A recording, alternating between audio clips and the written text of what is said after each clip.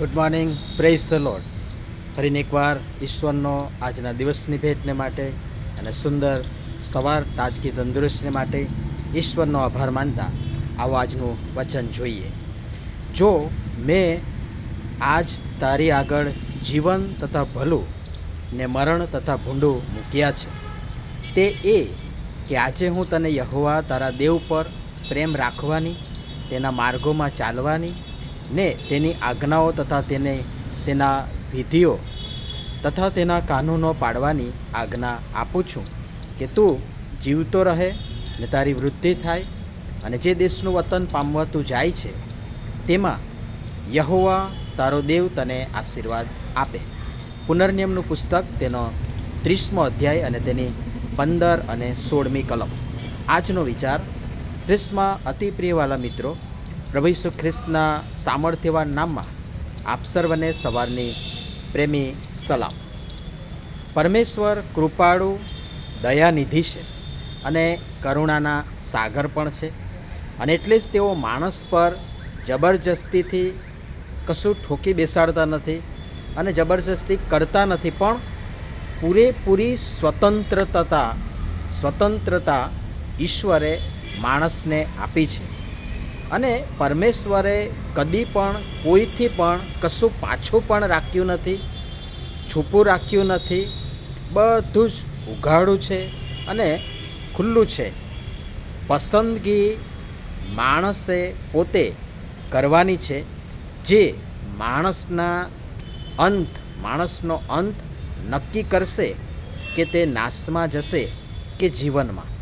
અને એટલે પોતાના અંત એટલે કે નાશનું કે જીવન માટે, પોતાના અંત એટલે કે નાશ કે જીવન ક્યાં જશે એ માટે માણસ પોતે જવાબદાર છે.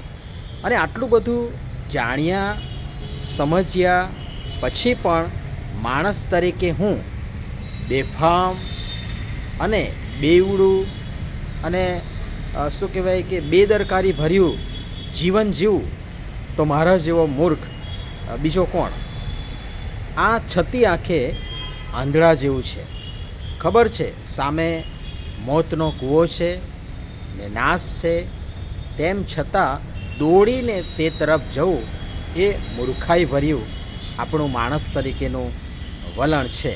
અને પરમેશ્વરે આજના વચનોમાં પણ 2 વિકલ્પો પસંદગી મૂકી છે, સાથે 3 આજ્ઞા મૂકી છે, અને 3 અભયવચન એટલે કે આશીર્વાદો પણ મૂક્યા છે.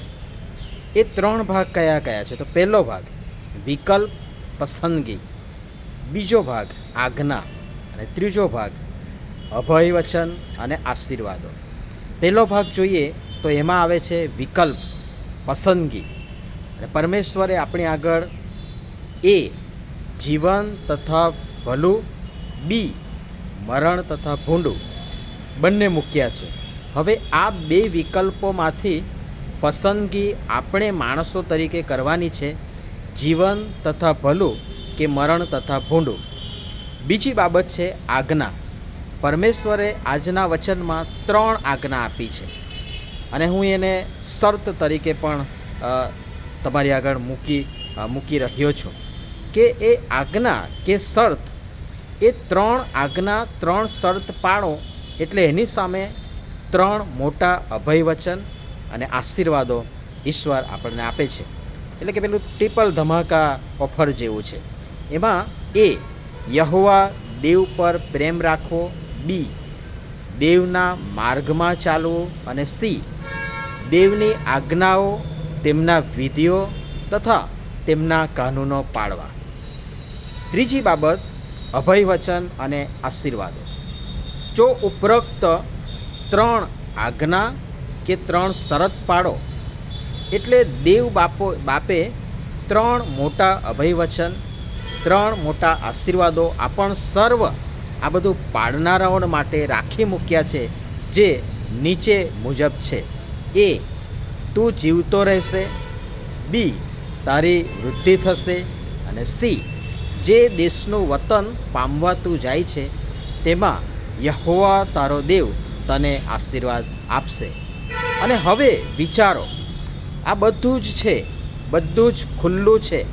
ઓપન ચેલેન્જ, માણસને પસંદગી કરવા માટેની તક, સ્વતંત્રતા ઈશ્વરે આપણને આપી છે. હું એને એક્સેપ્ટ કરી, સારો વિકલ્પ પસંદ કરી, દેવ બાપની આજ્ઞા અથવા તો શરત પાડી જીવતો રહી વૃદ્ધિ પામી આશીર્વાદ મેળવું છું કે નાશ પામું છું, એ મારા પર છે, એ મારી પસંદગી પર છે. અને એના માટે હું પોતે વ્યક્તિગત રીતે જવાબદાર છું. અને એ માટે હું પોતે જ વ્યક્તિગત રીતે જવાબદાર છું.